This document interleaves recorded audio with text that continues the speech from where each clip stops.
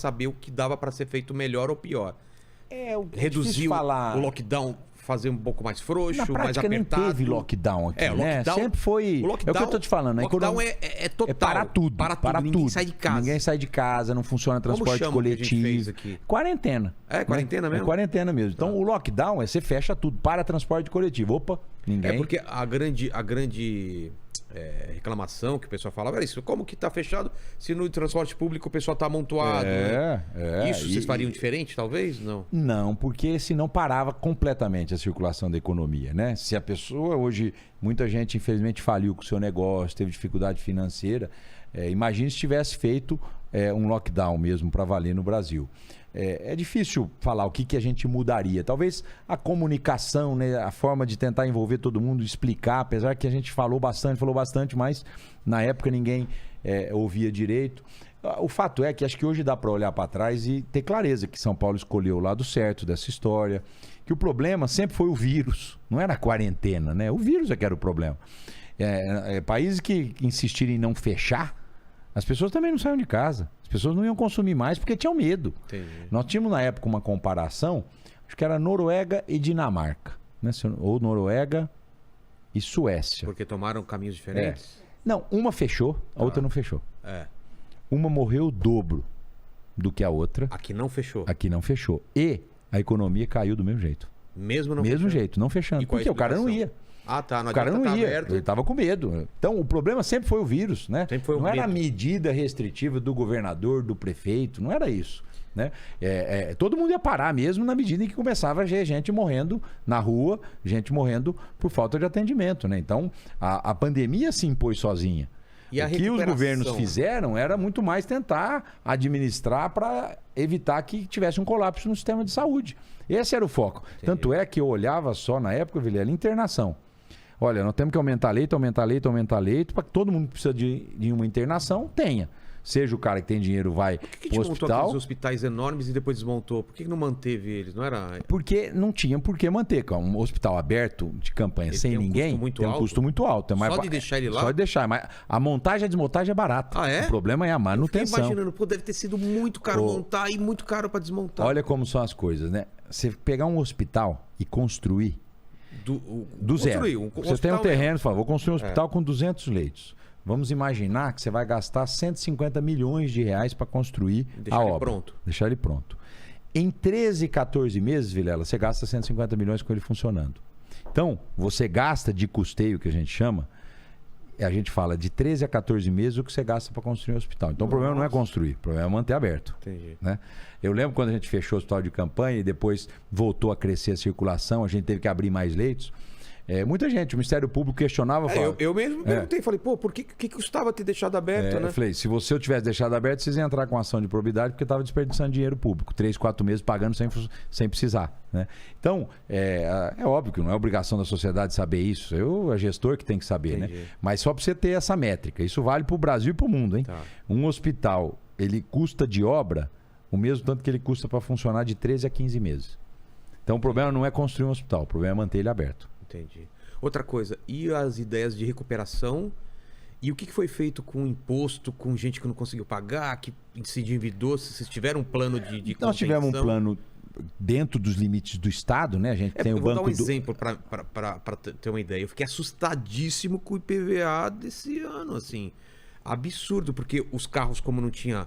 Pararam de produzir carro, o carro usado estourou o preço. Estourou. E como o IPVA é baseado... Proporcional no valor. Fui pagar o IPVA, cara, eu assustei. Não sei se foi em geral, não é? O IPVA muito caro. Meu pai também ficou assustado. Todo mundo. E ainda a gente dobrou o desconto aqui em São Paulo. Era assim que a gente deu 9% de desconto, que era o que podia dar o máximo de desconto. Mas a gente parcelou. Vocês não tem um jogo de cintura maior? Tipo... Não, por quê? A lei de responsabilidade fiscal, né? Ela estabelece, olha, você tem esses impostos e você tem essas despesas. E as despesas são obrigatórias. Sabe quanto custa a folha de pagamento do governo de São Paulo, Vilela? Não. 100 bilhões de reais. Por que é tanto? Tem 700 mil funcionários trabalhando e 500 mil inativos, né? Agora é mais ou menos meio a meio. Inativos são o quê? São... professor aposentado, médico aposentado, policial aposentado e tal. Então, enfim, isso tem que pagar.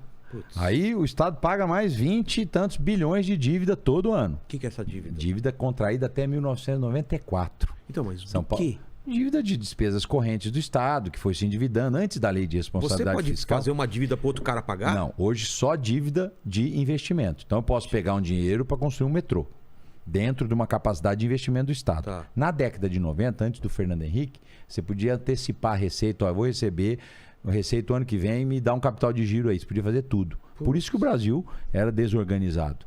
E a lei de responsabilidade fiscal arrumou os estados, arrumou os municípios. Então a dívida que São Paulo paga hoje, que é 22 bilhões por ano, Para quem? foi para o governo federal. Federal. Porque a gente, na época do Covas e do Fernando Henrique, consolidou toda a dívida, o governo federal assumiu isso e aí você paga para ele. Você não pode dar calote. Não pode dar calote, que senão ele acontece? trava os teus repasses. Né? Então, por exemplo, todos os impostos que São Paulo arrecada, vai para Brasília. Sabe quanto vai para Brasília, Não. os impostos arrecadados aqui? 750 bi por ano. Sabe quanto um volta? Dinheiro, é um dinheiro legal. É muito dinheiro. 700 e? 50 bilhões. Tá, e quanto volta? 47. E cadê o resto? Tá lá em Brasília sustentando, inclusive, Brasília. Marajá de serviço público. Tá sustentando, inclusive, rico de outro estado. Essa é uma volta briga que tão a gente pouco? tem que comprar. Porque, Porque, enfim, é a federação, né? Então, São Paulo é Pra rico, mudar isso, como faz? o imposto estadual de São Paulo, que é o ICMS, já dá dinheiro suficiente para o governo.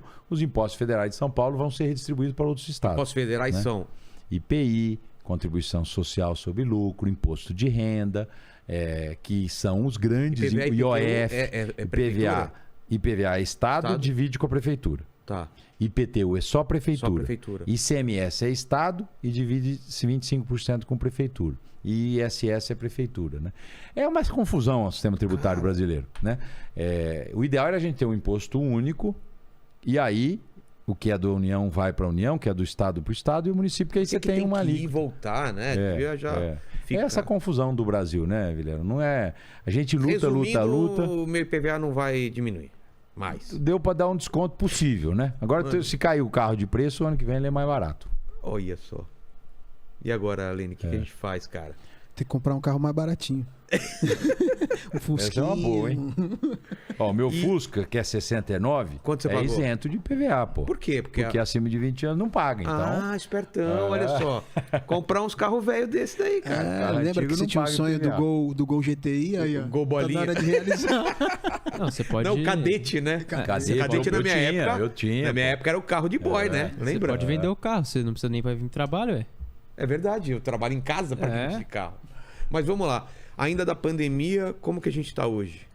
Hoje, enfim, ela está controlada, a vacina funciona, né? Você tem Tem 3 número... doses mais reforços? Como que tá? Agora é a dúvida, né? O que vem pela frente? Na minha opinião, leigo, hein? Que não sou médico, mas escutando ali o comitê de contingência, você vai ter uma campanha de vacinação Constante, todos os anos. todo né? ano. Até você ter uma imunidade, enfim, que evite a circulação do vírus. Eu acredito que a vacinação ela vai ser anual, então não vai ter quarta dose, quinta dose. Ó, você vacinou 21, vai vacinar 22. Entendi. Você vacinou 22, vai vacinar 23. O que a gente sabe também é que a população mais idosa ela tem uma resposta imune menor.